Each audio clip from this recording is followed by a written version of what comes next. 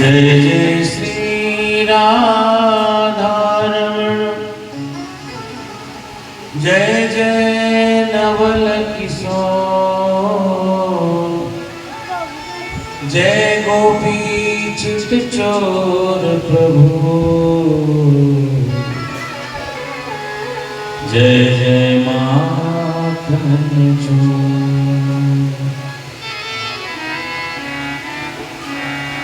बोल वृंदावन बिहारी लाल की जय, बोले भागवत भगवान की जय। आइए हम सब नंद भवन की ओर चलते हैं, जहाँ पर भगवान परम पिता परमेश्वर नंद के और यशोदा के यहाँ अवतरित हुए हैं। गोप गोपी नंद और यशोदा बाबा के उस उत्सव में सम्मिलित होते हैं।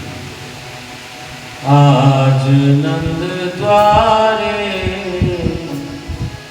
बधैया बाजिया, आज नंद द्वारे बधैया बाजिया, आज नंद द्वारे बधैया, आज नंद द्वारे बधैया बाजिया, नंद द्वारे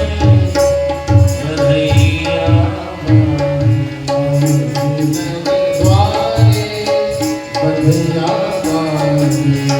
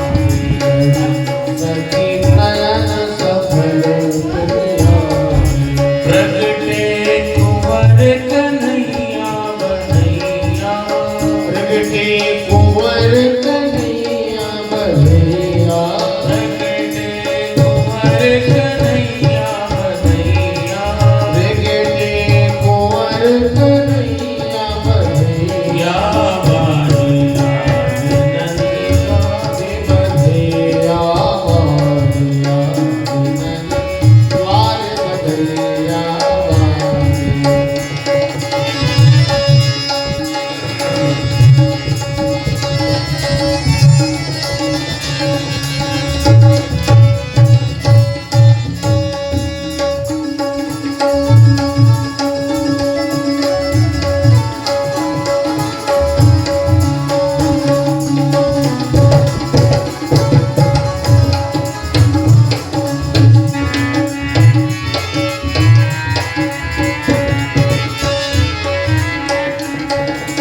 नंद को लाल सखा ग्वालन को,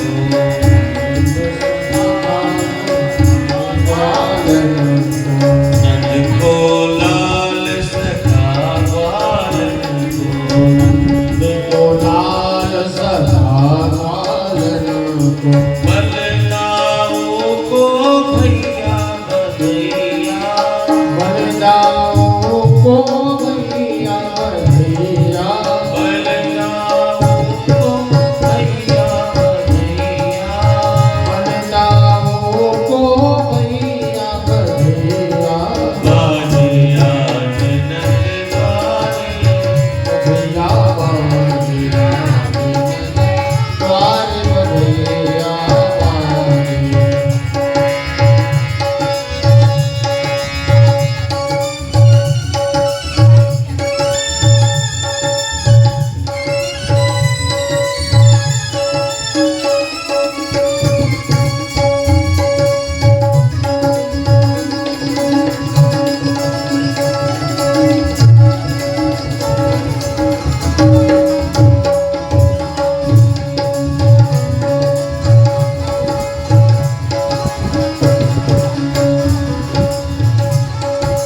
हरि हरि दी कीच मची है, हरि हरि दी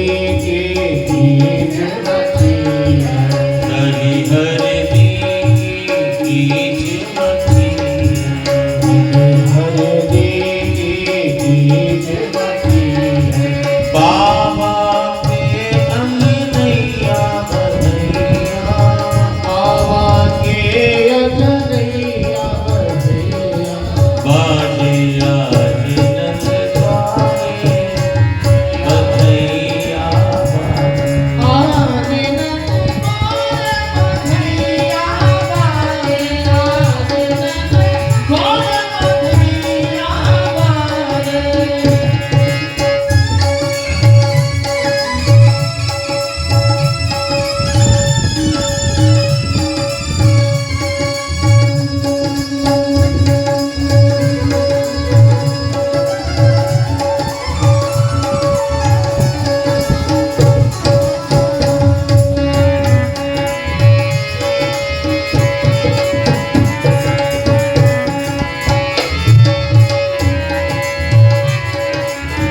मेरे विमान सुमन सुर बरसे,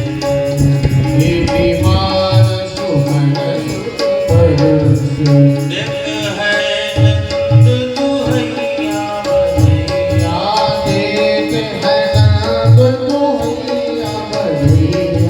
बाजिया बधैया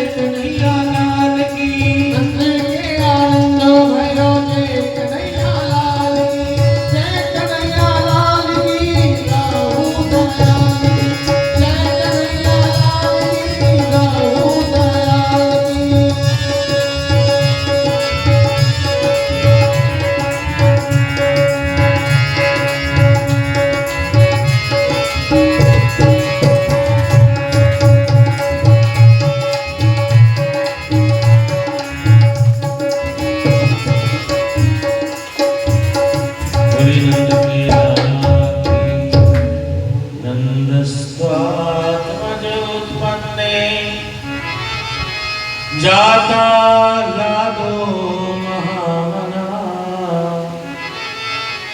आहो यदि प्राण वेद ज्ञान स्नातः शुचिजलं कृतम् वाचयित्वा स्वस्तयनं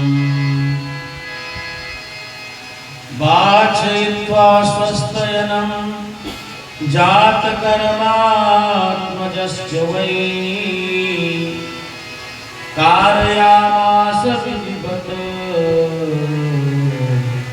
पितृदेवार्चनं तथा।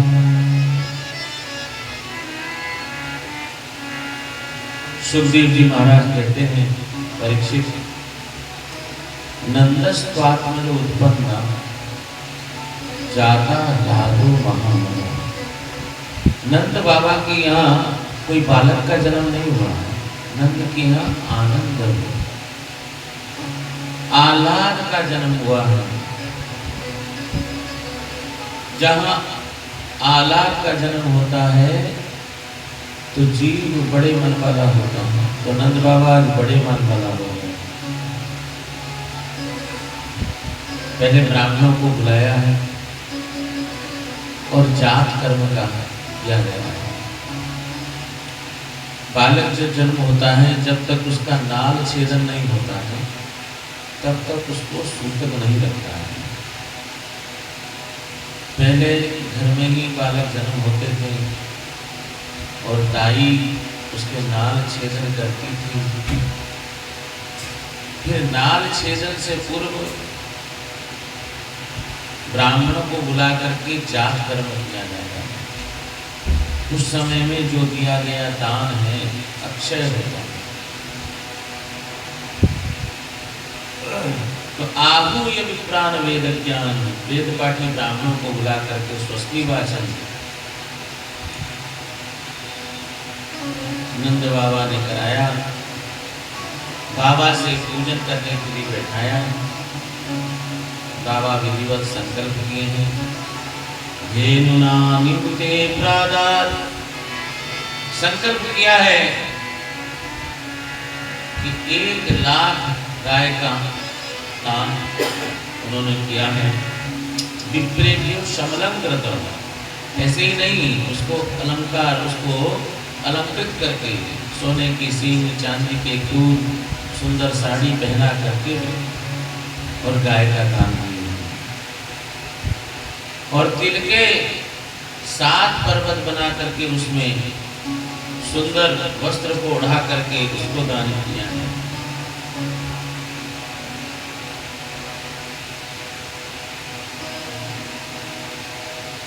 दाई को बुलाया गया है नाल छेदन करने के लिए। दाई आई है, नाल को छेदन करने से पूर्व कहती है, पहले मुझे बधाई दो। तो नंद बाबा और यशोदा मैया कहते हैं, बोलो क्या मांगना है, क्या चीज चाहिए, जो आपको चाहिए हम देंगे।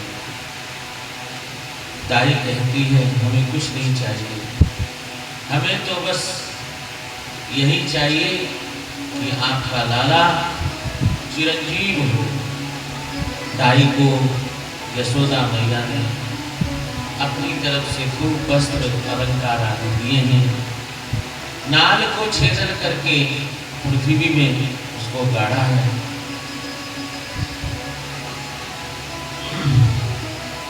गोप गोपियां बधाई ले लेकर के और यशोदा मैया और नंद बाबा के पास में जाती हैं और बधाई देती हैं और गाती हैं। ऐसा लगता है जैसे नंद का आंगन नहीं, खीर समुद्र हो गया है। दही और खीर की, दूध की खीर चारों तरफ। नंद बाबा यशोदा मैया के साथ में खूब धन लुटा रहे हैं और लूटने वाले अनेक प्रकार से उस बधाई को लेकर के जा रहे हैं। आपस में रास्ते में बातचीत कर रहे हैं। चौरे तू कहाँ लाए, एक बोलता है देख सोने की चांदी की थाली है, चांदी के चम्मच है, चांदी के गिलास है। दूसरा बोलता है ज्यादा के मैं तो देख सोने की अंगूठी लाया हूँ, सोने के हार लाया हूँ, सोने के कंगन लाया हूँ। बोले ये कहाँ मिल रहा है? बोले 1 नंबर के दरबार। तो वो चांदी की थाली, चांदी की कटोरी फेंक देता है।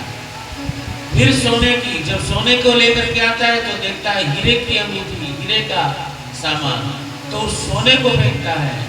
तो ऐसा लगता है जैसे साक्षात लक्ष्मी जी वहां पर विराजमान हो गई है, साक्षात रमा क्रीडन। हे राजन, ऐसा लगता है जैसे साक्षात लक्ष्मी जी वहां क्रीड़ा करते हैं। सांडिल्य मुनि आई है। सांडिल्य मुनि को देख करके नंद बाबा ने 1 लाख गाय को उनको दान दिया है। वो गाय को लेकर के जब घर पहुंचते हैं, उनकी पत्नी जमुना जी में जल लेने के लिए गई है। जब आकर के देखती है तो उसके घर में, घर के सामने में हजारों गाय बंधी हुई है और कितनी गाय जमुना जी की तरफ घूम रही है। फिर थोड़ी अंदर आंगन की तरफ देखती है तो बहुत सारी गाय उसके आंगन में है। फिर अंतर प्रवेश में जाकर के देखती है तो वहां पर भी दुनिया भर की गाय। मन में विचार करती है, हे भगवान, इतनी सारी गाय हमारे घर में कैसे घुस गई? देखती है तो उसके पतिदेव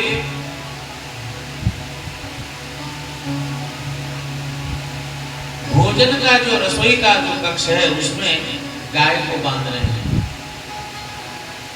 उसने कहा, अरे ये क्या कर रहे हो? गाय कहाँ से आई है? बोले तुमको मालूम नहीं है, नंद बाबा के यहाँ लाला हुआ है और उन्होंने मुझे दान में 1 लाख गाय का जो है दान दिया है।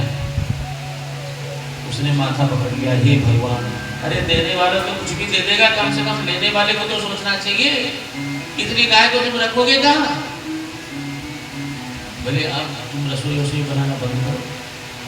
ये गाय को कुछ तो रसोई में खूंटा मार देंगे, कुछ अपने बेडरूम में, कुछ आंगन में, कुछ बाहर, अब दिन भर दूध पिएंगे। तो बोले, हे भगवान, तुम्हारे घर का काम कर करके मैं तो ऐसे ही दुखी हो चुकी हूँ, फिर इतनी सारी गाय, ये गाय का काम कौन करेगा? बोले बाबूजी एक काम करते हैं, थोड़ी गाय को तेरे भाई के यहाँ पहुँचा देंगे। इतना सुनते ही बड़ी प्रसन्न हो गई। भाई के यहाँ पहुँचाने का बात सुनते ही पंडिताइन बड़ी प्रसन्न हो गई। हाँ हाँ, तब तो ठीक है। इस प्रकार नंद बाबा हाथी दीनों, घोड़ा दीनों और दीनों पालकी, बाबा सबको हाथी दे रहे हैं, हाथी का दान कर रहे हैं। इसका मतलब आप सोचिए, हाथी को लेने वाला कौन होगा? हाथी कोई साधारण आदमी पाल नहीं सकता है। हाथी को पालना कोई साधारण बात है क्या? हाथी को पालने वाला भी वैसा होगा। इतना कौन खिलाएगा हाथी को? हाथी घोड़ा तो ठीक है, उसके लिए तो एक ड्राइवर चाहिए, एक आदमी उसको संभालने वाला चाहिए। मगर पालकी में तो 4-4 ड्राइवर चाहिए। तो ये हाथी घोड़ा पालकी लेने के लिए कौन आया है? बोले ऐसा लगता है जैसे देवता लोग आए हैं यहाँ पर आज नंद बाबा के आंगन में आकर के मांगने के लिए। इसीलिए कहा गया, हाथी दीनों घोड़ा दीनों और दीनों पालकी, और दीनों पालकी। उसी समय में एक 90 वर्ष की वृद्धा आती है, लाठी टेक टेक करके, दांत उसके हैं। नंद भवन में पहुंचती है, देखती है तो नंद बाबा आज 80 वर्ष की उम्र में और सभी गोप के ब्रजवासियों के साथ में नाच रहे हैं। मन में विचार करती है, हे भगवान, ये नंद बाबा को क्या हो गया है? ये इतना बुढ़ा और इस उम्र में नाच रहा है।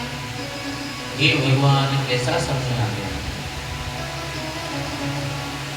तो ब्रजवासी गोप क्या कर रहे हैं उस समय में, एक दूसरे के ऊपर में कोई माखन डाल रहा है, कोई दही डाल रहा है, और एक बालक माखन का गोला ले लेकर के सबके ओर फेंक रहा है। जब उसने देखा कि ये 90 वर्ष की बुढ़ी सामने में खड़ी हुई है और उसके दांत है नहीं और मुंह खुला हुआ है, बड़ा आश्चर्यचकित है नंद बाबा को देख करके कि हे भगवान क्या हो गया है। तो उसने एकदम निशाना लगाया, माखन का गोला बनाया, उसमें थोड़ी मिश्री डाली और थोड़ा सा माप ले लिया, साइज देख लिया, और एक निशाना वाला झट से उसके अंदर गया और पट से अंदर चला गया। थोड़ा ओठ में लगा तो जीभ से चाट के बोलती है, लाला यहाँ पर भयो का है। बोले माता तो पतो ना है, यहाँ पर नंद के लाला भयो है। बोले ऐसो लालो तो रोज ही भय तो रहे। बोलिए नंद के लाला जय। गोप्य समृष्टि मणिकुंडल निष्कंठ। गोपियां अनेक प्रकार से 84 गज के लहंगा पहन करके और सुंदर श्रृंगार करके नंदालय में आकर के भगवान को अनेक प्रकार से बधाई देती हैं।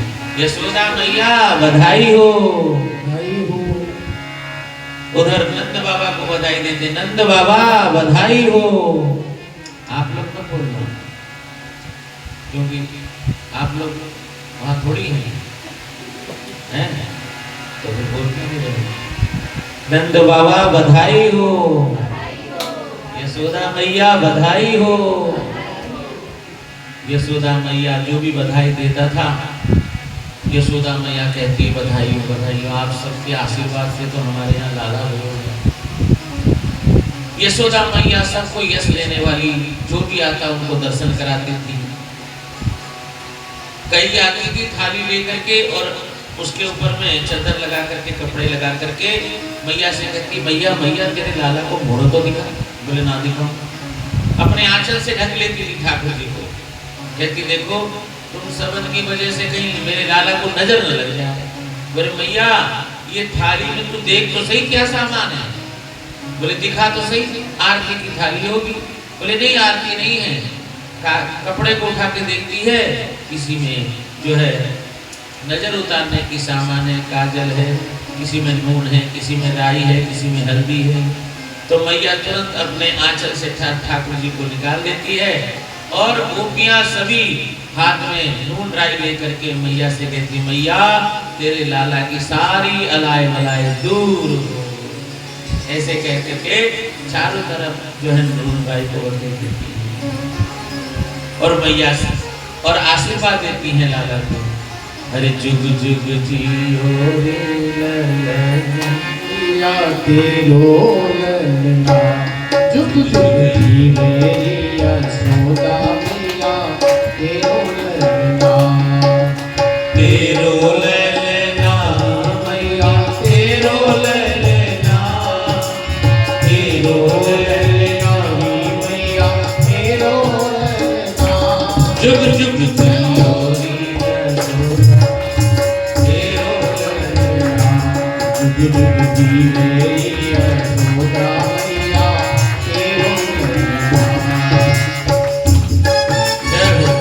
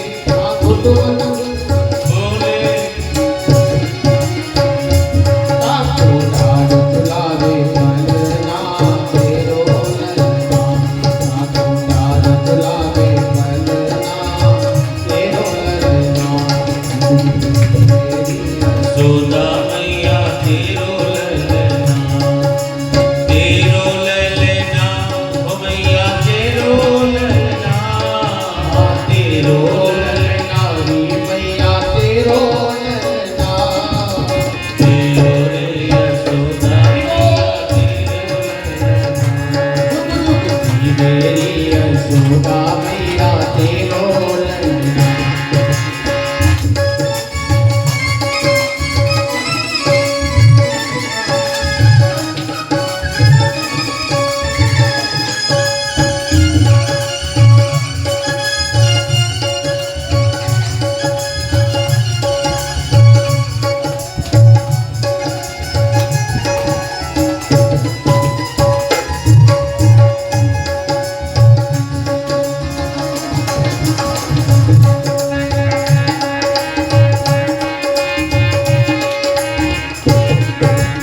आशा लेकर बड़ी दूर से दर्शन कर रे आयो।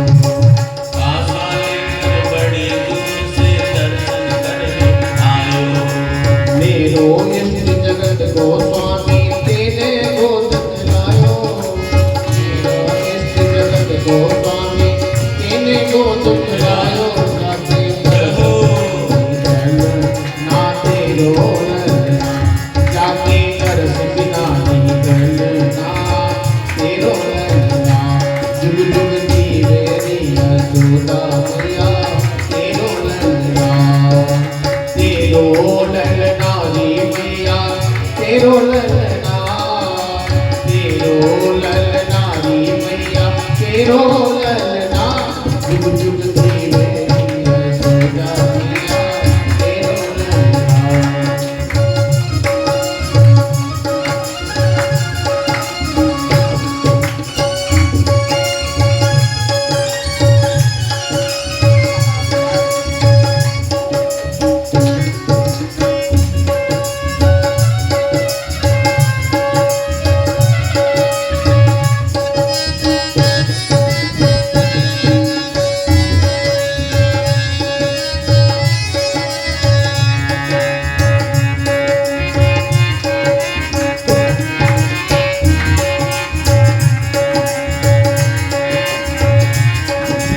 जो मांगे तो ले जा बाबा भोजन साथ सिधाऊं।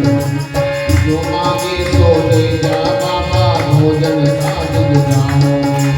तेरे भेष देख डरवे को बालक नहीं दिखाऊं। हाँ बालक नहीं दिखाऊं। मेरो छोटो सो ललनवा तेरो ललना। जुग जुग जीवे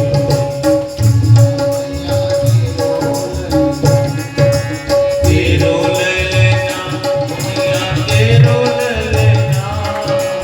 तेरो ललना मैया तेरो ललना। तेरो ललना मैया तेरो ललना। जुग जुग जिए यशोदा मैया तेरो जुग जुग जीवे यशोदा मैया तेरो ललना। जुग जुग जीवे यशोदा मैया तेरो ललना। जुग जुग जीवे यशोदा मैया तेरो ललना। ता आशीष प्रयुञ्जानो चिरं पाहेति बालके हरिद्राचूर्णतिलाद्भि सिञ्चन्त्यो तन्नघन्मनो। ता आशीष चिरं पाहे, आपका लाला जो है जुग जुग जिए, इस प्रकार आशीर्वाद देती है। उधर नंद बाबा जितने भी सूत मागध बंदीजन जो भी आते हैं उनको खूब आनंद कर रहे हैं, खूब धन लुटा रहे हैं। नंद महामनाभ्यो वासोलंकार गोधनम आकिंचनम सूत मागध बंदिनो भी येने विश्वजीविता। इस प्रकार सुखदेव जी महाराज परीक्षित से कहते हैं कि नंद बाबा के यहाँ नंद भवन में गोप गोपी और जितने भी ब्रजवासी हैं 6 महीने तक भगवान का उत्सव बनाते रहते हैं। करते करते नंद बाबा को स्मरण आया कि इनकम टैक्स तो जमा किया नहीं अंश का, तो कर जमा करने के लिए आज नंद बाबा ने ब्रजवासियों से कहा, ब्रजवासियों मैं कंस का कर देने के लिए जा रहा हूँ, तुम हमारे लाला और ब्रजवासी और गोकुल की रक्षा करता। गोपाल गोपाल गोकुल रक्षाया निरूप्यं मथुरागतः कंस वार्षिक्य करंदातु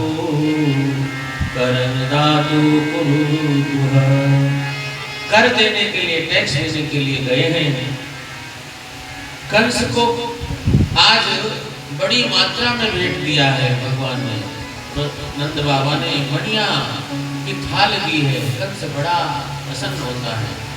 अरे बाबा क्या बात है, आज इतने जो है सामान सामग्री लाए हो, मणि लाए हो, इतने कीमती।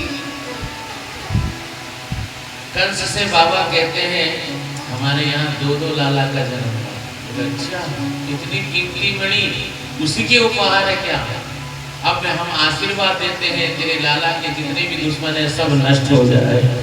बोलिए अपने ही बहुत स्वयं आशीर्वाद दे रहा है। भगवान की प्रेरणा से नंद बाबा बड़े प्रसन्न होते हैं। देखो कैसा आशीर्वाद दे रहा है। नंद बाबा ने कंस से कहा कि आपका आशीर्वाद यदि होगा तो निश्चित रूप से सफल होगा। कंस से मिलकर के आज वसुदेव जी से जाकर के भगवान नंद बाबा मिलते हैं। वसुदेव जी बोलती आओ आओ नंद बाबा, बधाई हो बधाई हो। मैंने सुनी तेरे यहाँ 80 वर्ष की उम्र में लाला भयो है और तू भी कैसो यार है, मित्र है, जो कि इस उम्र में ऐसो बालक होने पर भी हमको न कुछ बधाई दियो और न कोई समाचार दियो। अब देखो वसुदेव जी अपने दुख को, अपना कष्ट को छुपा करके नंद बाबा के सुख में सम्मिलित हो रहे हैं। वसुदेव जी के 6 बच्चे मर गए हैं। 2 बच्चे को लेकर के गोकुल में छोड़ करके आए हैं। ये नंद बाबा को पता नहीं है, मगर वसुदेव जी अपने कष्ट को छुपा करके नंद बाबा के सुख में सम्मिलित हो रहे हैं। और नंद बाबा बोलते हैं वो सब तो बात ठीक है, मगर मुझे भी ये पता चला कि तुम्हारे 6 बच्चों को इस दुष्ट कंस ने मार दिया। 7वां गर्भ गिर गया, 8वां गर्भ न जाने कहां चला गया। तो हमारा भी देखो पढ़े लिखे हैं नहीं, मगर उनका व्यवहार देखो कैसा है। मित्र को हम क्या करते हैं, हमारी बात को रखने के लिए सामने वाले की परिस्थिति को भी देखते हैं। हम जाते हैं सीधा, जबकि व्यवहार ऐसे होता है पहले हम बात सामने वाले को देखें तो सही, उसकी क्या मनस्थिति है, क्या वो बात करने की, मजाक करने की या फिर प्रसन्नता की बात करने की स्थिति में है कि नहीं। हम अपने सुख को सुनाने में हमेशा तत्पर रहते हैं, जबकि नंद बाबा से सीखो। नंद बाबा इतना बड़ा सुख को छुपा दे। गोस्वामी जी बोलते हैं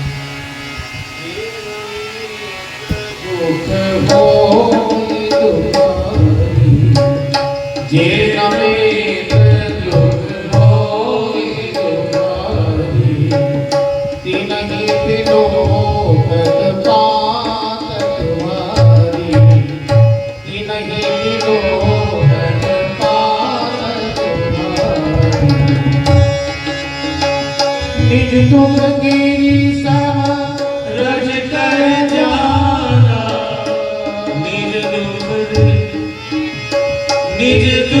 गिरी रज कर जाना, नेत्र दुख जो मेरो समाना, जे नमित दुख होई तुम्हारी, तिनहि बिलो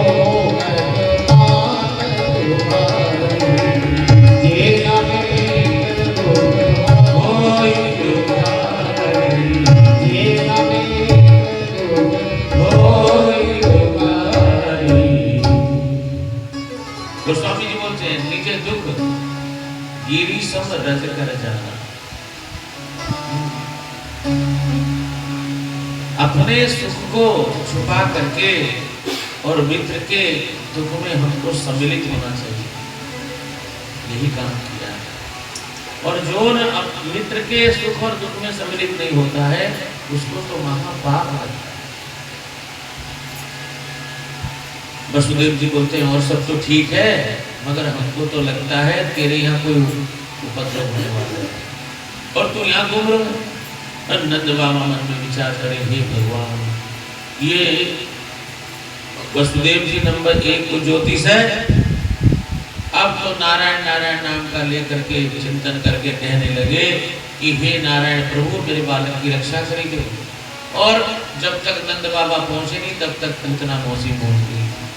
जा करके सभी सहेली जो बधाई ले करके जा रही थी उनके साथ में सज समझ करके और पूरा श्रृंगार करके अपने रूप को छुपा करके और सुंदर श्रृंगार करके यशोदा मैया के पास कहती है, यशोदा मैया बधाई हो बधाई हो।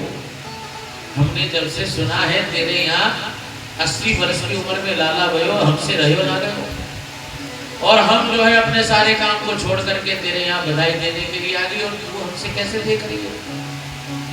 यशोदा मैया में विचार करती, ये कौन सी गोपी आ गई, आज से पहले कभी इससे मैं कभी मिली नहीं, देखी नहीं, कौन है भाई। फिर मन में विचार करती है, सामने से पूछूंगी तू कौन है तो शायद बुरो मान जाए। सबको यश देने वाली यशोदा मैया कहती है, आओ आओ आओ गोपियों, तुम सबके आशीर्वाद से तो मेरे यहाँ लाला भय हुए। बोले बता तो सही तेरे लाला कहाँ है। बोले आवाज सुहाई हो देख, गोपाल नाम से हो रहा है, जल्दी से जा करके मिल करके आ जा और सब आप आपस से बात करेंगे। बोले अच्छा ठीक है। यशोदा मैया ने ऐसा इशारा कर दिया और उधर पूतना जाकर के पलने में देखती है कि ठाकुर जी सोए हुए हैं। ठाकुर जी ने देखा तिरछी नजर से, ओ पूतना मौसी आई हुई है। पूतना को देख करके भगवान ने अपनी आंखों को बंद कर दिया। महात्मा कहते हैं आंखों को क्यों बंद कर दिया है, मानो आंख को बंद करके मन में विचार करते हैं, हे भगवान रामावतार में मुझे स्त्री को पहले मारना पड़ा, ताड़का को, तो क्या कृष्ण अवतार में भी मुझे पूतना को मारना पड़ेगा। इसने कहा नहीं नहीं, इसलिए नहीं आंखें बंद किया। शायद ये आंख बंद करके भोलेनाथ को स्मरण कर रहे हैं, हे भोलेनाथ, ये तो अपने स्तर में कालमूट विष लगा करके आई है मुझे पिलाने के लिए, विष पीने की आदत मुझे है, विष तो आप पीते हैं, इसलिए एक काम करिए, आइए विष को आप पीजिए और दूध को मैं पी जाता हूँ, क्योंकि मैं आया था माखन दूध दही खाने के लिए।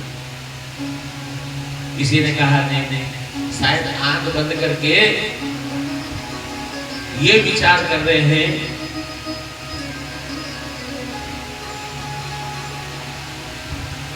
यशोदा मैया मुझे दूध पिलाती है तो मैं उसको सोचता हूँ कौन सी गलती दूंगा, चाहे भली बुरी जैसी भी हो, आई तो मुझे माँ बन करके है, तो मैं इसको कौन सी गलती दूंगा। तो महात्मा लोग बहुत सारा मन में प्रश्न करते हैं कि आंख किस लिए बंद करी, शायद इसलिए शायद इसलिए।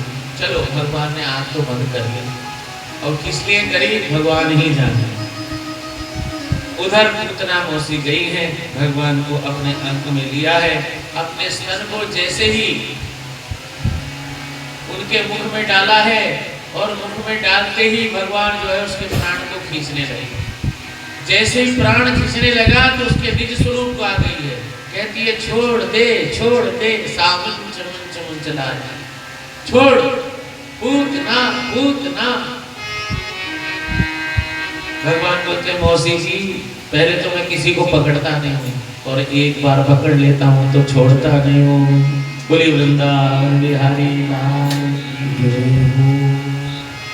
और भगवान को लेकर के आकाश में चली गई और अपना स्वरूप, अपने स्वरूप को बड़ा कर लिया है, और बड़ा करके और चारों तरफ भ्रमण करने लगी। भगवान ने धीरे धीरे उसके प्राण को खींच लिए, और जैसे प्राण पखेर उड़े और धड़ाम से नीचे ब्रह्मदेश में गिरी हो गई। बोलिए कंसमर्दन भगवान की, बोलिए पूतनामर्दन भगवान की। अब जैसे धड़ाम से आवाज आई, सभी ब्रजवासी गोप दौड़ने लगे। जाकर के देखे तो एक बड़ी सारी राक्षसी के छाती पर भगवान खेल रहे। एक मन में विचार करता है, हे भगवान ये कहां से आए, कैसे गिर गए, कैसे मर गए। यशोदा मैया भाग करके आती है, कहती है अरे ये सब छोड़ो, मेरे लाला को तो लेके आओ वहां से। मैया से कहते हैं मैया इसकी शरीर तो देखो 18 किलोमीटर दूर में पड़ी हुई है, उसका शरीर इतना भारी शरीर। नसीड़ी लगा करके सब चढ़ गए और चढ़ करके माथे में खेल रहे हैं। 500 गोप तो पूरे माथे में खेल रहे हैं, जैसे माथा ही जो फुटबॉल का मैदान है, कोई इधर घूम रहा है, कोई इधर घूम रहा है। इस प्रकार घूमते घूमते फिर धीरे धीरे जो है उनकी छाती में पहुंचे लाला को लेकर के, और उधर जो है पूर्णमासी मौसी को देते हैं। पूर्णमासी मौसी लेती है, बोले देखो अब तुम्हारा लाला जो है घर नहीं जाएगा। बोले क्यों? बोले इसने मुर्दा छू लिया। बोले इसका उपाय क्या है? यशोदा मैया ने कहा।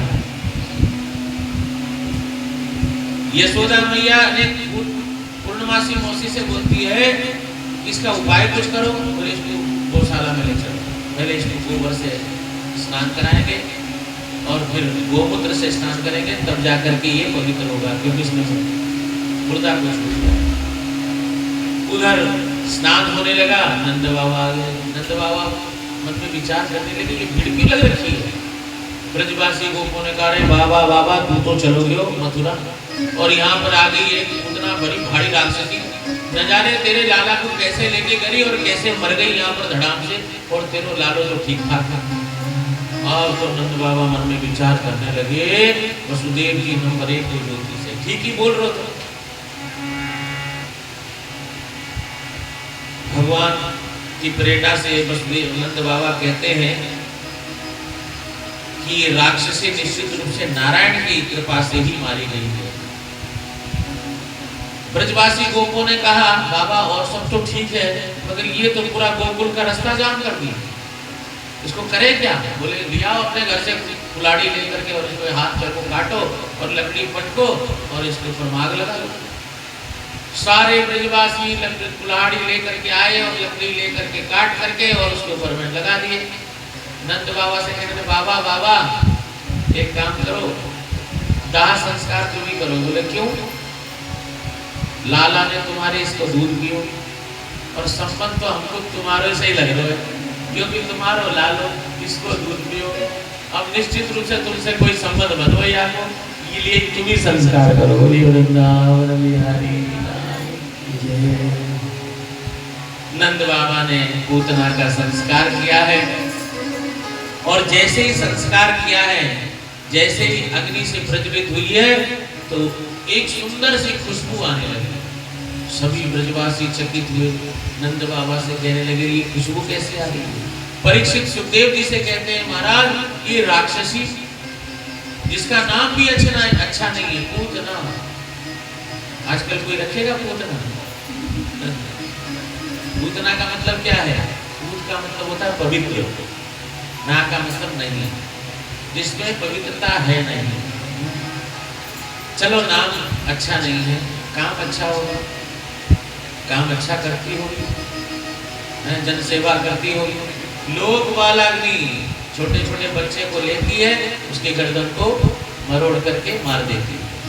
तो बच्चों को मारने वाली काम भी खराब है, चलो काम भी खराब, नाम भी खराब, अच्छा खाना फलाहार करती होगी। रुधिरासना बच्चे को मार करके और उनके दूध को पी जाती है।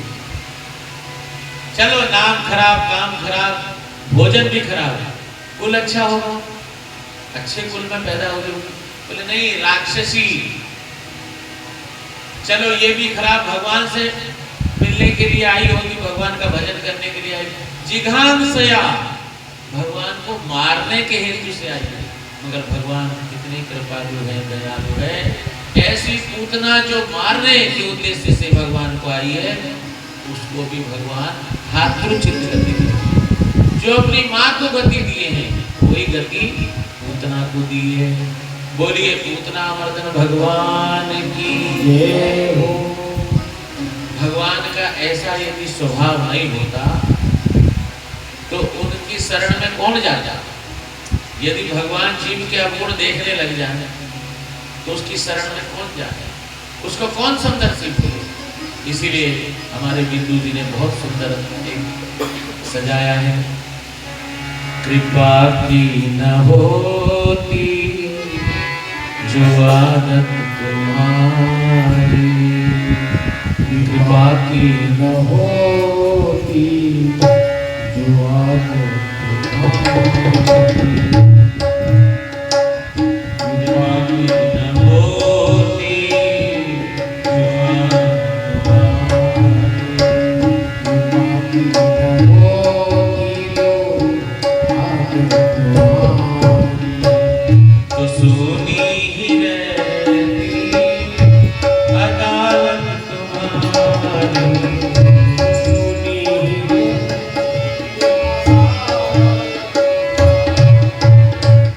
कृपा की न होती जो आदत तुम्हारी, कृपा की न होती जो आदत तुम्हारी।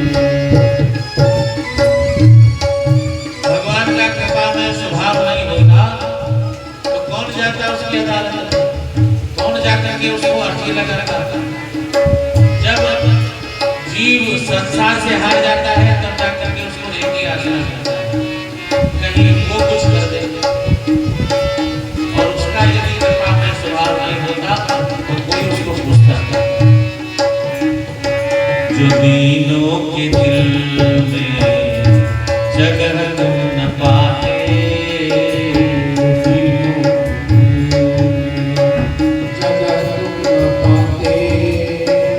तो दीनों के दिल में जगह तुम न पाते,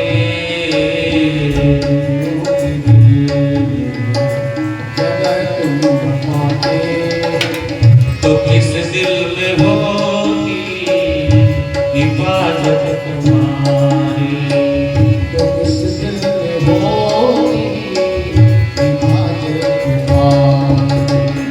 तो सोनी ही रहती अदालत तुम्हारी,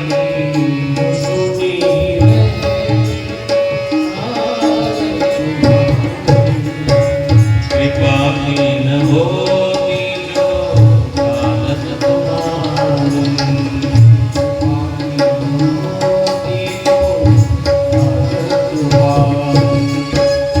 जय हो।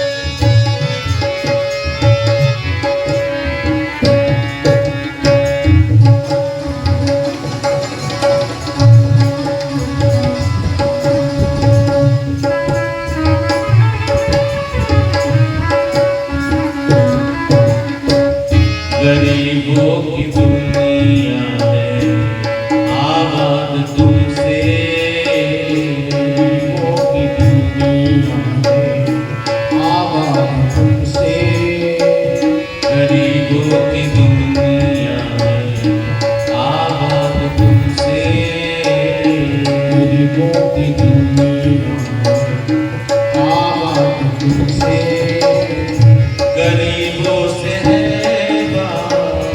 साथ तुम्हारी, गरीबों से साथ तुम्हारी, तो सोनी ही रहती अदालत तुम्हारी, सुनी रहती अदालत तुम्हारी, कृपा की न होती आदत तुम्हारी, कृपा की न होती आदत तुम्हारी। जय हो।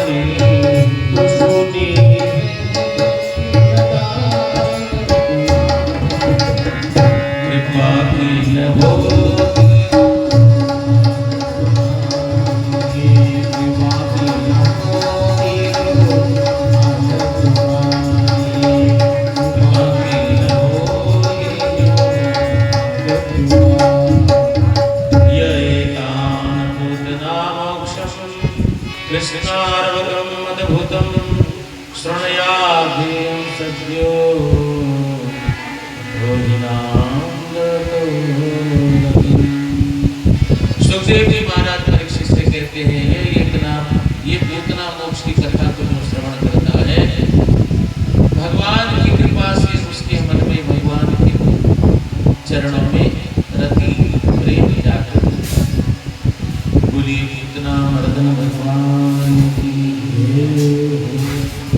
सुखदेव जी महाराज परीक्षित से कहते हैं, यशोदा मैया मन में हमेशा विचार करती है कि कोई न कोई बहाना से भगवान का उत्सव मनाना। आज बुधवार है, आज मेरे लाला का जन्म का बार, आज उत्सव मनाना। आज रोहिणी नक्षत्र है, आज मेरे लाला का जन्म नक्षत्र है, मैं उत्सव मनाऊं।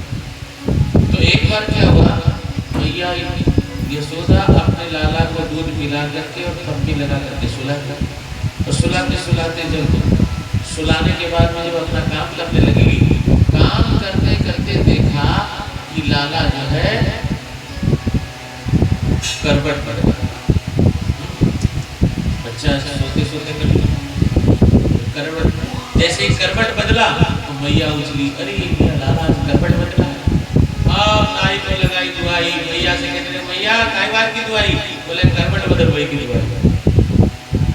अब नाई ने सब जगह दवाई लगा दी, बोले करवट बदले तो बिलुगो है। सब आकर के मैया यशोदा के आंगन में पहुंचे। मैया से कहने लगे, सारी गोपियां करके कहती है, मैया बधाई हो बधाई हो। नाच गान करने लगे, बोले ज्यादा नाचो गाओ हमारा लाल बाबा सुना। मैया से कहने लगे गोपियां, अब आ रही लाला को कुछ सुनाना है तो हमको क्यों बुलाएगी, और हम आई हैं तो नाचेगी गाएगी बधाई बजेगी। बोला अच्छा ठीक है, नाचनो गानो है। आंगन का माट मटका सब गाड़ी बैलगाड़ी थी उसके ऊपर में रख दी और आंगन को साफ कर दिया, लाला को लेकर के और आंगन के बैलगाड़ी के नीचे सुला दिया।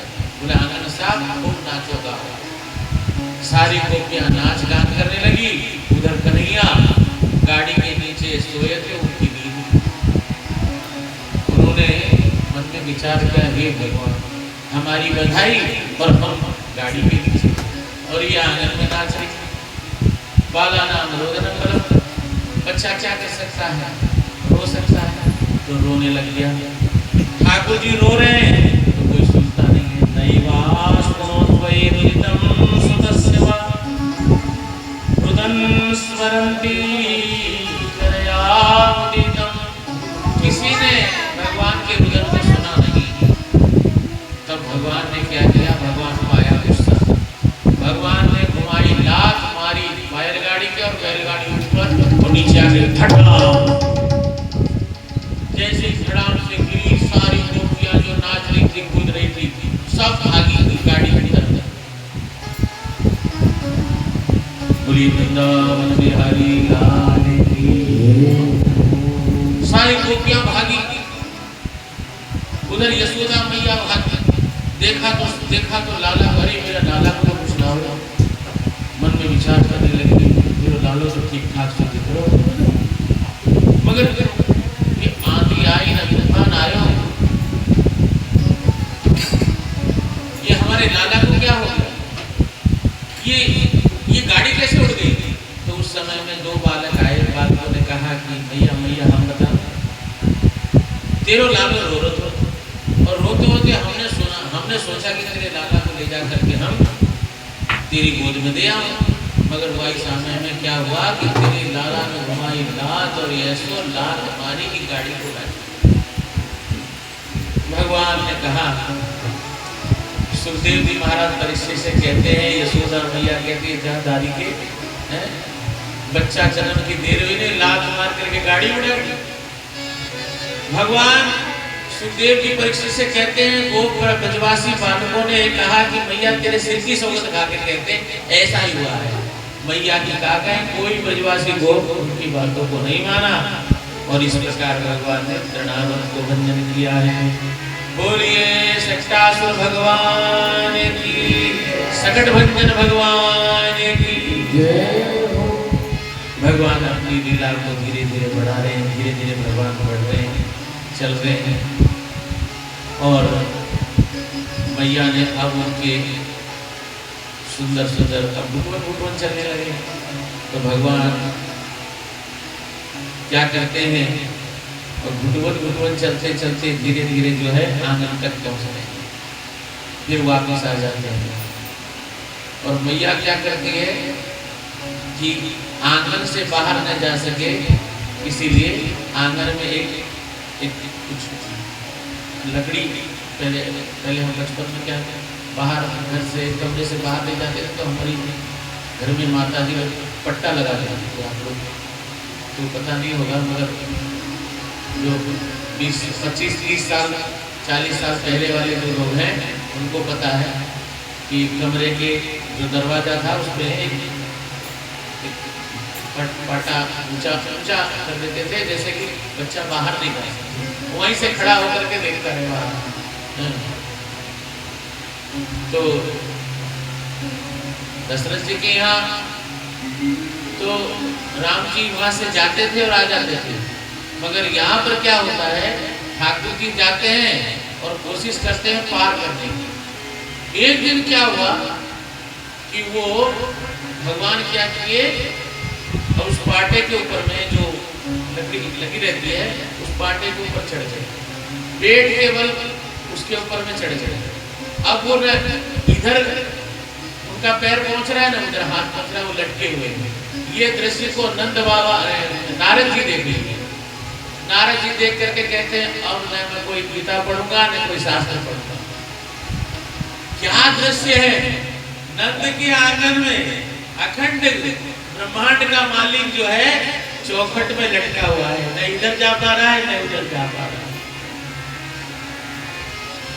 ऐसे लीला भगवान कर रहे हैं। यशोदा मैया दौड़ करके आती है, अरे लाला तो बाहर कैसे भाग कर जा रहे हो, तुरंत उनको बाहर भीतर देख करके आते हैं। और उनकी लीलाओं को देख करके यशोदा मैया कभी मन में जो है प्रसन्न भी होती है, और कभी कभी सोचती है बाहर अगर चलो जाएगा तो बड़ी तकलीफ हो जाएगी। एक दिन मैया यशोदा उनको पकड़ करके गोदी में लेती है तो रोने लगता है, उछालती है तो खिलखिल करके हंसता है। उसी समय देखा कि एक शक्तासुर नाम का, एक तृणावर्त नाम का राक्षस आता है। मन में सोचते हो मामा जी ने उड़न खटोला भेजा है, चलो आज इसी उड़न खटोले में बैठ करके और इस ब्रज की सैर करते हैं। तो हम जाएं कैसे? तो ठाकुर जी ने क्या किया, अपने वजन को बढ़ाया। वजन को जैसे ही बढ़ाया, यशोदा मैया बोलती, अरे अभी तो मैं इसको उठा पा रही थी, बन रहा था मेरे को, अभी क्यों नहीं उठानी पा रही? ओहो, मेरे दूध को पी करके इसका वजन बढ़ गया। लाला जमीन में डाल देती है, कहती है तू थोड़ी देर खेल ले और हंस खेल करके तेरा वजन ठीक कर, मैं अपना काम करता। लाला तो चाहते थे, ठाकुर जी खेल रहे थे, उसी समय तृणावर्त नाम का राक्षस आता है, ठाकुर जी को उठाता है, अपनी पीठ में डालता है और चल देता है। भगवान बोलते हैं वो छिपी गली, वो मेरी गली, वो ललिता का घर, वो विशाखा का है, सबरे मोहल्ले सभी सखियों का घर देख करके भगवान प्रसन्न होते हैं। वो तृणावर्त नाम का राक्षस जैसे ही मथुरा की तरफ जाता है तो भगवान अपने वजन बढ़ाते हैं। जैसे ही वजन बढ़ता है वो पीछे की तरफ देखता है, अरे नंद के लाला के चक्कर में कहीं नंद के लाला के यहाँ का कोई पत्थर तो उठा नहीं लाए। भगवान बोलते हैं, भगवान लोग पत्थर में मुझे दर्शन करते हैं, मुझ में पत्थर दर्शन करता है। भगवान ने तुरंत उसको लेकर के पत्थर में ही पटका है और उसका गोविंदाय नमः। सने सने भगवान अब धीरे धीरे चलने लगे हैं और जैसे ही चलने लगे तो भगवान के चरणों में सुंदर यशोदा मैया ने पायजे बांध दिया है, पैंजनिया, हाथ में कड़ूला और कमर में जो है गर्दनी बांध दी है। सुंदर भगवान को श्रृंगार करके और सुंदर ढिढोना लगा करके, और जब भगवान जब चलते हैं उनकी पायजे की बाजती है तो सभी जितने भी नारद आदि मुनि हैं, जितने देवी देवता हैं, सब प्रसन्न होकर के वहाँ पर नंदालय पर पहुँच जाते हैं। अरे कैसी सुंदर जो है धुन बज रही है, उस धुन को सुनने के लिए पहुँच जाते हैं। अरे झूम झूम बाजे,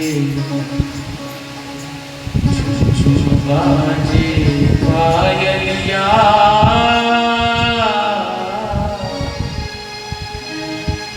झूम झूम बाजे पायलिया, छवि दिखलावे जाए, मेरे मन भावे आए, मेरे मन भाए, झूम झूम बाजे।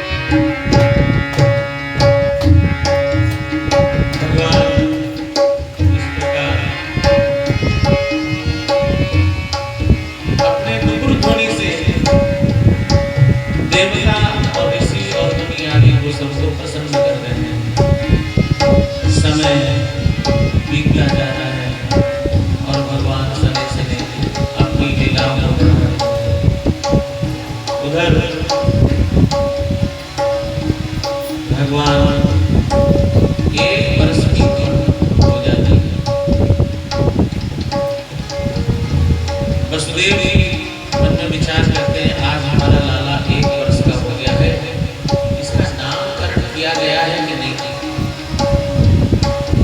ऐसा सोच करके आज वसुदेव जी को नंद बाबा के यहाँ भेजा गया। नंद बाबा के यहाँ पहुंचे वसुदेव जी। नंद बाबा मन में विचार करते हैं, गर्गाचार्य जी आए तो उनका सम्मान करने के लिए स्वागत करते हैं। आइए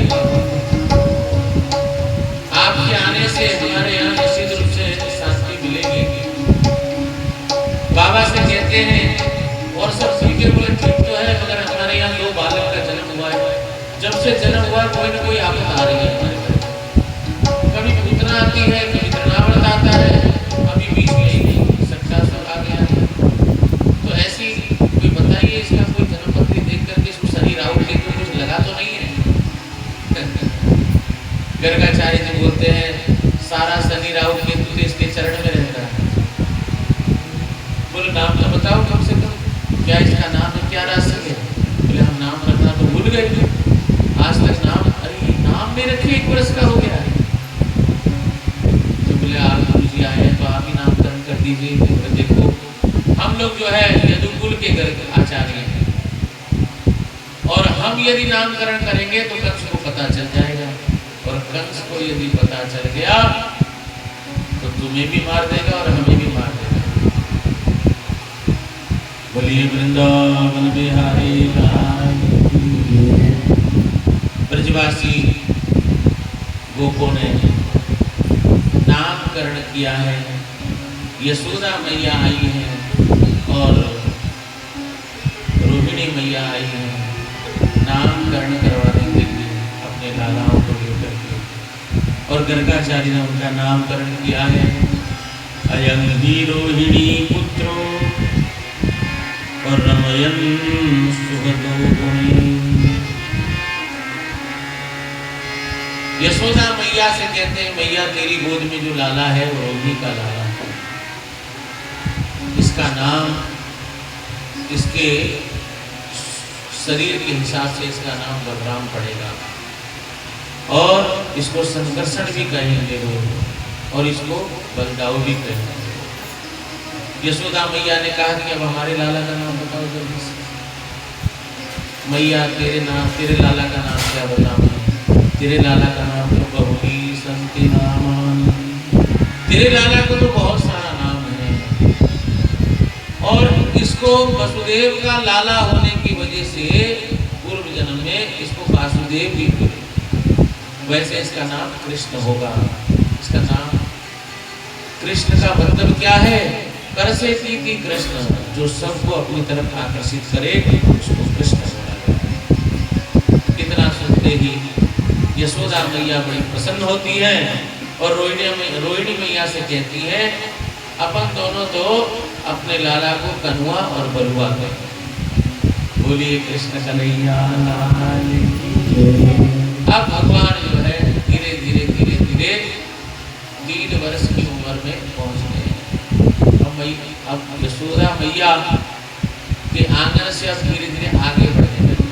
कभी गाय की सींग को पकड़ करके और उससे युद्ध करने लगते हैं, कभी गाय की पूंछ को पकड़ लेते हैं, कभी बछड़न को धोने लग जाते हैं, कभी बछड़े के दांत को गिनने लग जाते हैं, कभी गाय के ऊपर में बैठ जाते हैं, कभी कुएं में झांकते हैं। एक बार ब्रजवासी गोपों बालकों को बुला करके कन्हैया कहने लगे देखो ये जितनी भी गोपियां सब दूध का माखन निकाल करके और सारा मथुरा में बेच करके आ जाते हैं। अरे माखन निकालने को हम वाला और खाने को मथुरा के लाला। माखन हम निकालेंगे, खाएंगे भी हम। एक गोप ने कहा तो फिर करेंगे? बोले करें क्या? सब चोरी करते हैं सबके घर से। तो बोले कि हे भगवान तेरे यहाँ माखन मिश्री की कमी है जो चोरी करना सिखाता है हमको। बोले मेरे यहाँ तो कमी नहीं है, मगर ये मधुमंगल को देख, इस दाऊ को देख, सब लोग कैसे 1.5 हड्डी के हो रहे हैं बिना माखन खाए। बात तो सही है। अब जो है चोरी करने की बात आई तो बोले कन्हैया हमने तो कभी जीवन में चोरी करी नहीं। तो बोले एक काम करो पहले अपने घर में चोरी करने की ट्रेनिंग लेकर के आओ। सब अपने अपने घर में चोरी करो। तो ठाकुर जी भी अपने घर में चोरी करने की ट्रेनिंग करने लगे। तो एक दिन क्या किए, अपने घर में ही माँ नहीं थी, चुपचाप जो है माखन मटके से निकाला और निकाल करके अपने हाथ को पीछे रख करके और जैसे ही जाने लगे देखा तो सामने में, क्योंकि 84 खंबा का नंद भवन था और सब मणि का खंबा था उसमें, 84 खंबा में वो मणि में भगवान अपनी परछाई देखते थे। तो जैसे ही जाने लगे देखा तो मणि उस खंबे के अंदर में एक बालक। तो उसने कहा कि अरे तुम भी चोरी करने के लिए आए हो। तो भीतर से भी इसी प्रकार का इशारा आया। तो बोले अच्छा एक काम करो तुम भैया से बोलना मत, मेरे पास में एक माखन का गोला है, उनको देखो मैं भी ऊपर देख, जैसे ही अपने पीछे से निकाल करके उस खंबे की तरफ दिखाया तो खंबे में से जो भगवान का जो प्रतिबिंब था उसमें भी हाथ निकल करके आया। बोले अच्छा तुम्हारे पास भी माखन का गोला है। उतने में यशोदा मैया आ गई। मैया कहने लगे रे किससे बात कर रहा है? बोले मैया देख तू जो है आजकल बहुत जो है बेपरवाह हो गई है, लापरवाह हो गई है, घर का ध्यान नहीं देती है।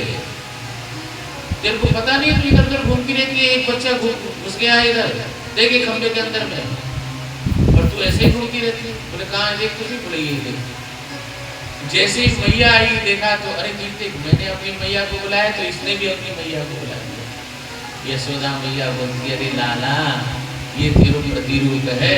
बोले मैया प्रतिरूप काय से हो? तो मैया ने वहाँ को सब समझाया है। इस प्रकार भगवान ने अपने घर में चोरी करने की ट्रेनिंग ली है। अब तो घर घर चोरी होने लगी। एक बार एक गोपी के घर में भगवान जो है दही चोरी करने के लिए गए। मीठी दही होती है, दूध दही और घी, दूध दही और माखन चोरी किए। तो पहले दही चोरी करने के बाद में आपको सुना। एक बार एक गोपी के घर में गए, जाकर के देखा तो कोई नहीं है, माखन का दही का मटका सुंदर रखा हुआ है। तो उन्होंने क्या किया अपनी गोद में दही को रख लिया और खूब खाने लगे। खूब खा रहे हैं, मीठा दही था। उन्होंने विचार किया लोग बोलते हैं गोपी खट्टा दही रखती है और मीठा दही नहीं जो होता नहीं है उसका स्वभाव कड़वा है, मगर ये तो बड़ा मीठा है, ये तो गोपी बड़ी अच्छी है। उधर से गोपी आई, गोपी जैसे घुसी देखी तो ठाकुर जी मटका में से और खूब हाथ भर भर करके दही खा रहे हैं। गोपी कहने लगी क्यों रे कन्हैया ये क्या कर रहा है? बोले वो गोपी ये तेरो घर है। अरे तेरो घर को दरवाजो और मेरो घर को दरवाजो एक जैसे इसलिए मैं गलती से तेरे घर में आ गया। बोले अच्छा तो कर क्या रहे थे मेरे घर में? बोले रे गोपी तू बड़ी नासमझ है, कैसे इसको समझ इस मटके को रखती है, इसमें चींटी लगी है। तो मैंने सोचा कि तेरा दही खराब हो जाएगा इसलिए चींटी निकाल रहा था। अच्छा तो चींटी निकालने के लिए उंगली रखती है कि पूरा हाथ रखता है? तू तो पूरा हाथ घुसा रखा है, तेरा हाथ पूरा हो रखे। अरे गोपी तू भी बावली है। मेरी मैया ने क्या किया इसमें पद्मराग कंकण जो है हीरे के जो पहना रखे, इसमें जो जलन हो रही थी इसलिए मैंने सोचा कि हाथ में भी लगा लूं। अच्छा तेरे मुंह में क्यों लगा है? अरे गोपी तू तो बड़ी वकील बनती फिरती, कभी बोलते अंगुली में क्यों लगाया, कभी बोलते हाथ में क्यों लगाया, मुंह में। अरे चींटी यहाँ से चलते चलते चलते मेरे मुंह में आ गई और मैंने जैसे ही मुंह में से चींटी को उठाया तो मेरे मुंह में लग गया। इतना कह करके गोपी का साड़ी से हाथ पूछा, मुंह पूछा और दौड़ करके भाग गए। अब गोपी तो उसको पकड़ते पकड़ते रह गई। और दूसरी बार ब्रजवासी गोपों के साथ में कहने लगे देखो इस बार हम जो है दूध की चोरी करते हैं। दूध की चोरी करने के लिए एक गोपी के घर के अंदर घुस गए। गोपी जो है सुंदर दूध को खूब बढ़िया से उठाई, उठा करके उस पर खूब काजू किशमिश डाल करके और चींटी लगा करके और जो है अपने काम में व्यस्त हो गई। ये अपने सारे दलों के साथ में आए हैं। एक घोड़ा बनाया, दूसरा घोड़ा बनाया। जैसे ही देखा ऊपर तो श्रीदामा बोलता रे वापिस चल वापिस चल। बोले क्यों? बोले देखता नहीं ऊपर घंटा बंधा हुआ है। ये गोपी ने अपन को पकड़ने के लिए योजना बनाई है, घंटा लगा रखा है। यदि हम मटकी को पकड़ेंगे तो घंटा बजेगा, घंटा बजेगा तो सब पकड़े जाएंगे। तो इसलिए आज की योजना फेल, वापिस चलो। भगवान बोले वाह हम फिर क्या काम के, हम भी योजना बनाते हैं। श्रीदामा बोलते हैं, श्रीदामा से कहते हैं तो मालूम है ना परमात्मा। बोले अच्छा तो ये घंटा को मैं बोलूँगा ना तुम मत बजियो तो बजेगा। घंटा से बोलते घंटा तुम बजना मत, घंटा बोलता है।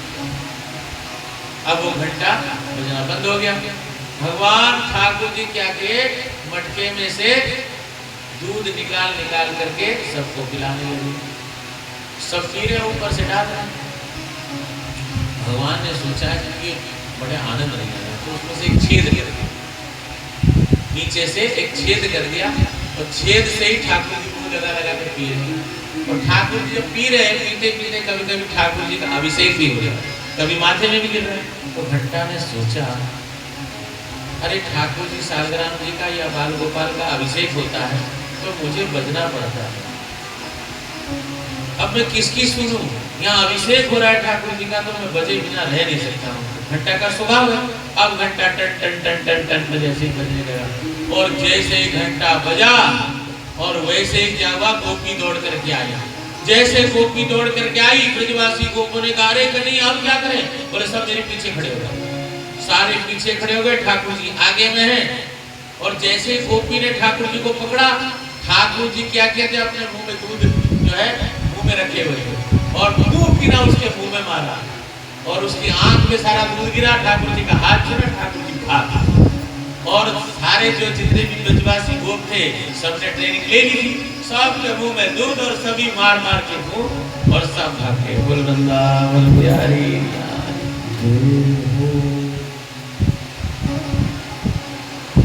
कहने लगी, देखो नंद का लाला छोटा सा है, मगर अपनी युक्ति से हमारे जितनी भी योजना है सबको फेल कर देता है।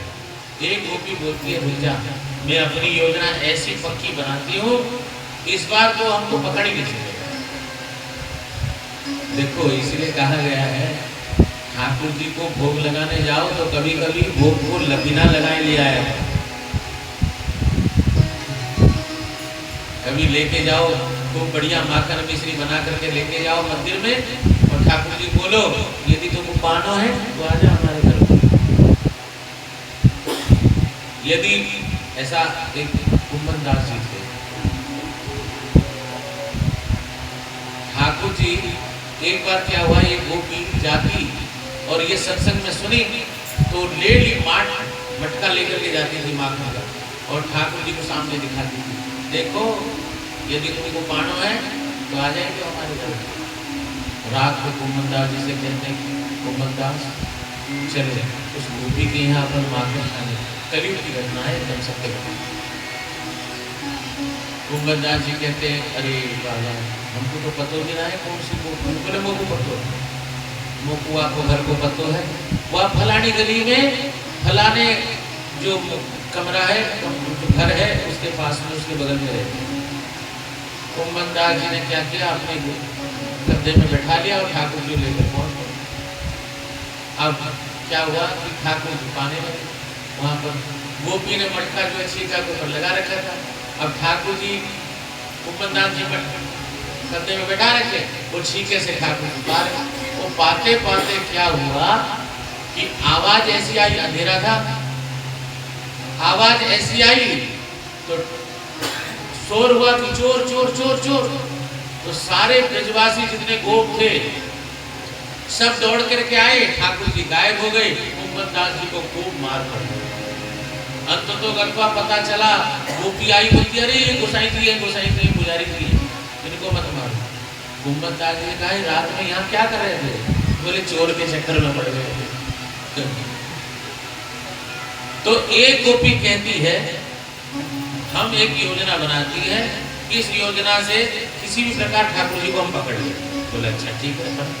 उसने क्या किया, माखन को बढ़िया से बनाया और सब जगह दिखा लाई, मानो बता रही है कि कन्हैया आजा हमारे घर में आ चोरी करने के लिए। तो माखन बढ़िया बनाया, बना करके उसके ऊपर में छीके के ऊपर में रख दिया, और उसके ऊपर में एक थाली रख दी, उसमें पानी डाल दिया और उसके नीचे सो गई, चटाई बिछा करके उस छीके के नीचे सो गई।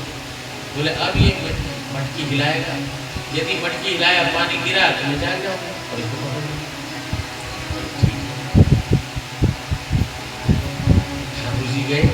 ठाकुर जी गए तो मधुमंगल कहा, अरे लाला इस बार तो तेरी चाल चलेगी। बोले क्यों? बोले देख मटके के ऊपर में थाल रखी है, थाल के ऊपर में पानी रखा हुआ है।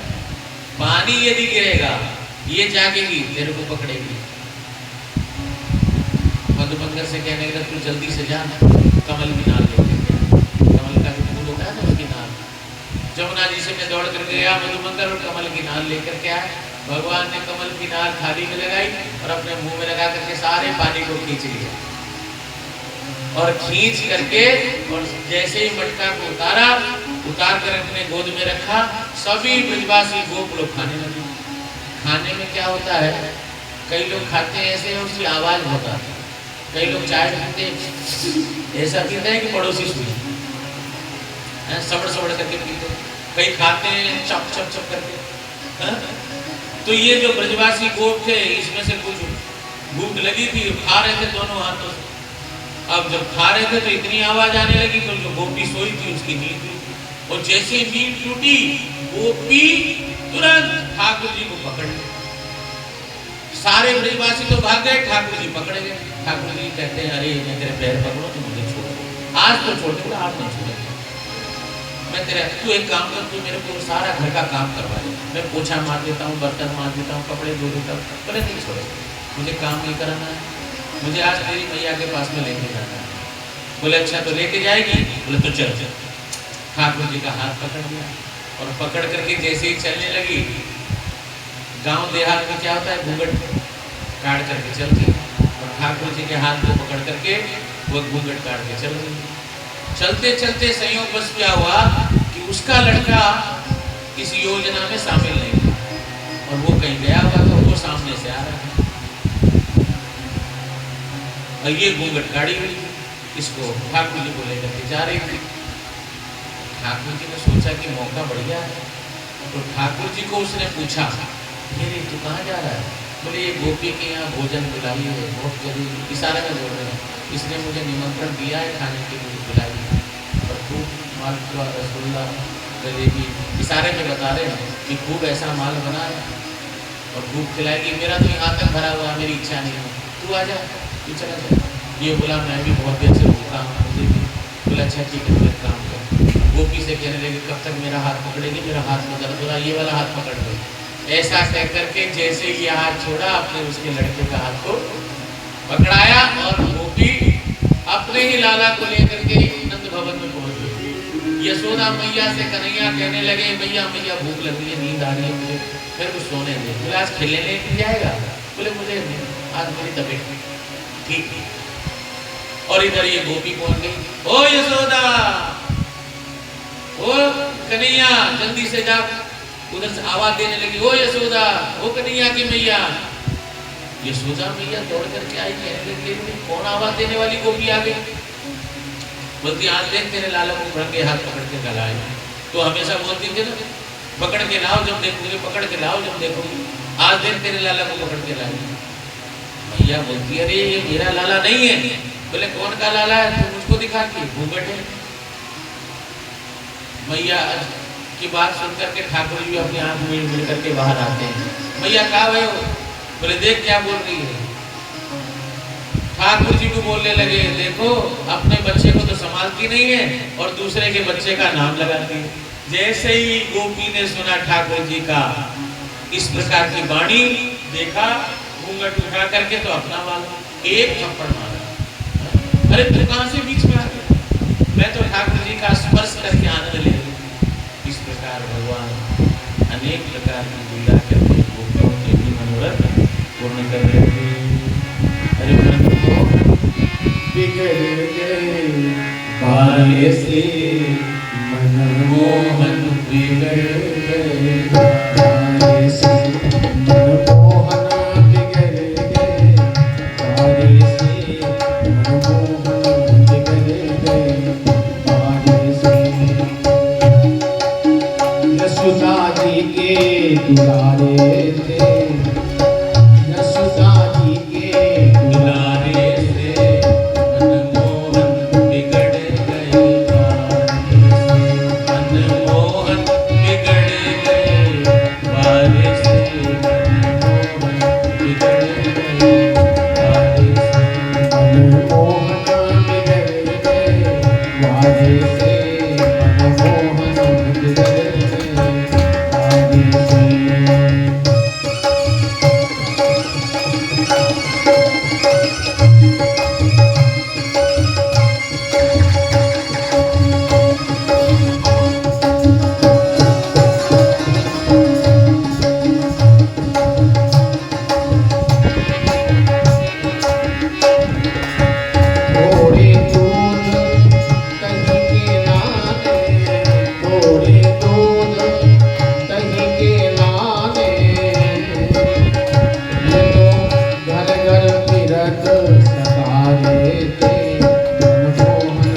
बिगड़ गए वारे थे, मनमोहन बिगड़ गए वारे थे, मनमोहन बिगड़ गए वारे थे।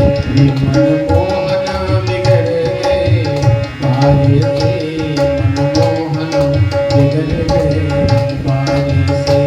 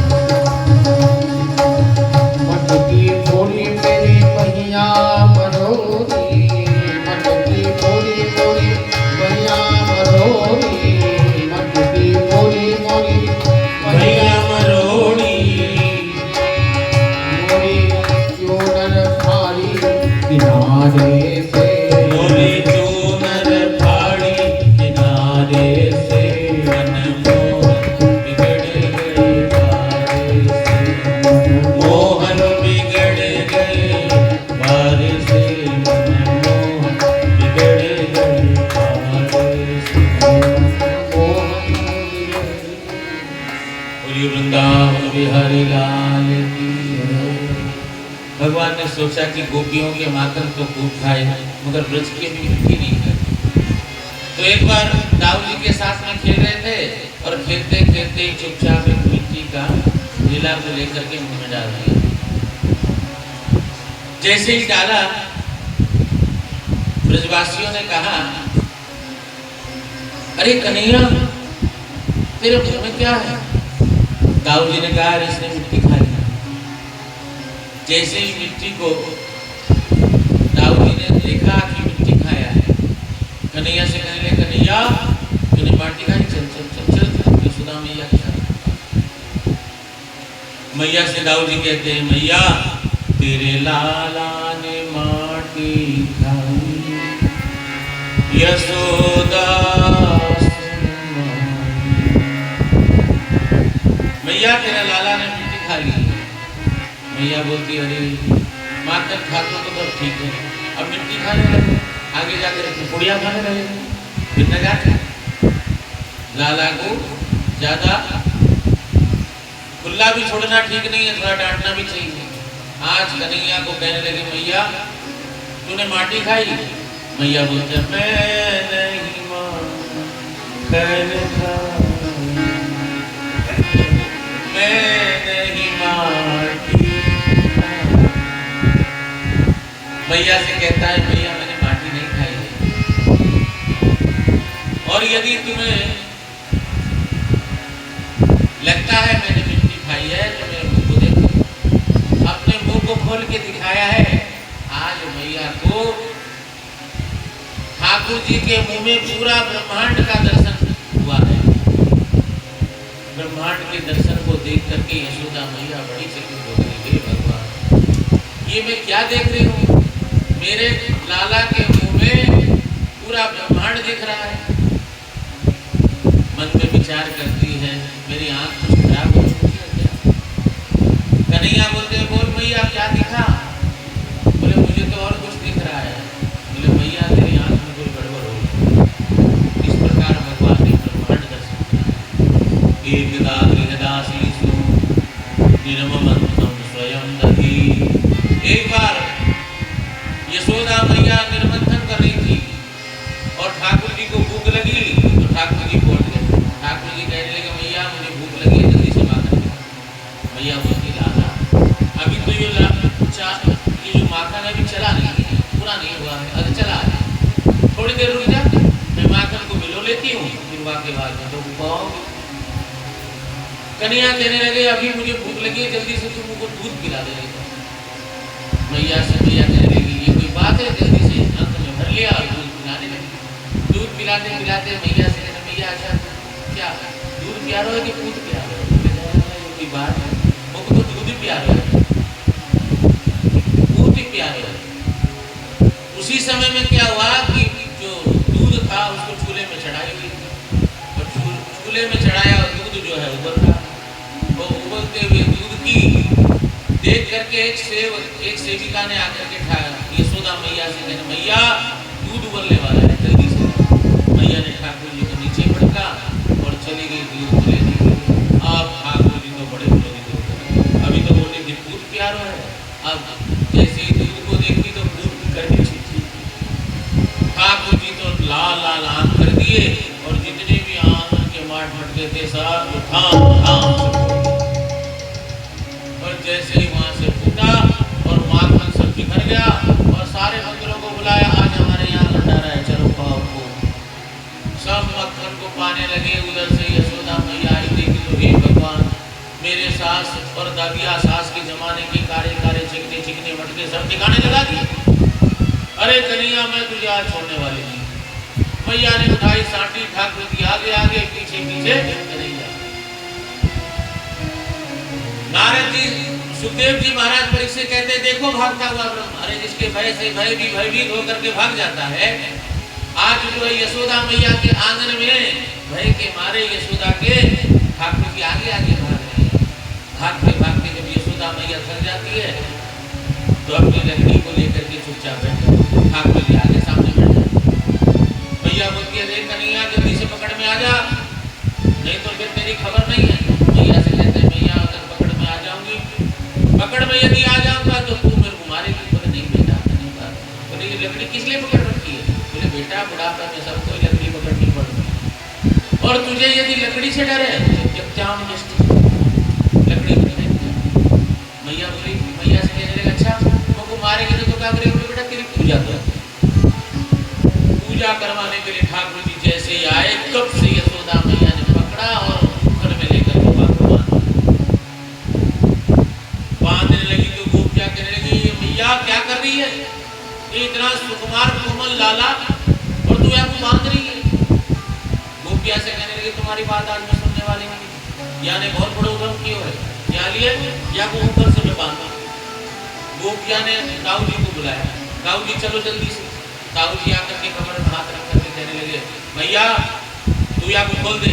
बोले क्यों खोलूं? तुमको जाने ना मैं कौन हूँ? बोले कौन है तू? बोले मैं शेषा अवतार हूँ। मैया बोली वाह रे सारे अवतार तेरा बाप गणेश अवतार, तू शेषा अवतार, ये कृष्णा अवतार, सारे अवतार मेरे ही घर में रहकर। मैया ने एक साटी फेंकी, दाऊ जी भागे वहां से। कन्हैया बंधे हुए पड़े हुए थे और मैया जो है अपना काम कर रही थी। ठाकुर जी उखल में बंधे हुए थी, अपने बगीचे में गए। वहां पर एक पेड़ था यमला का, उस पेड़ के बीच में से निकले। निकलते हुए जो दो पेड़ थे उन दोनों पेड़ से निकलने से दोनों पेड़ धड़ाम से नीचे गिरते और उसमें से दो पुरुष प्रकट होते। भगवान कहते हैं भाई तुम कौन हो?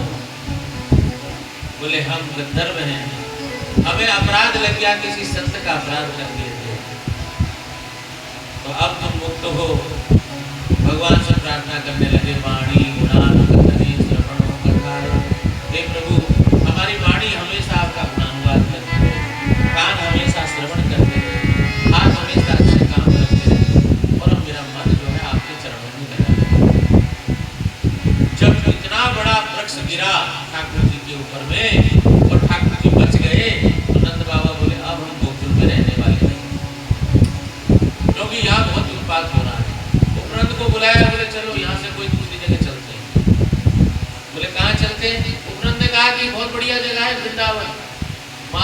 यमुना जी भी है, गोवर्धन भी है और सुंदर वृंदावन भी है। तो सारे गोप ब्रजवासी गोपों को सबको कह दिया चलो जो वृंदावन चलना चाहे हमारे साथ में चले।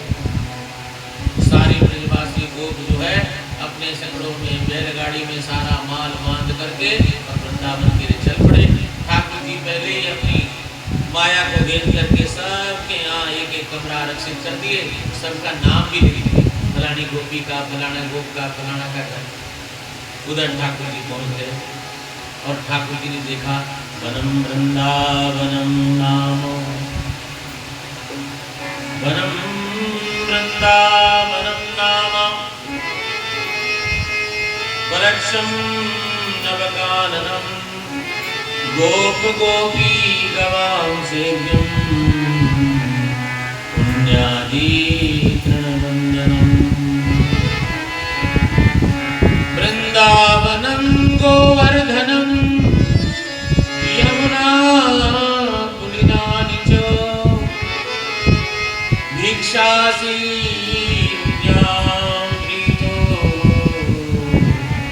राम माधवयो। सुखदेव जी महाराज कहते हैं नृप हे राजन, वृंदावन को देख करके, गोवर्धन को देख करके, यमुना की पुलिन को देख करके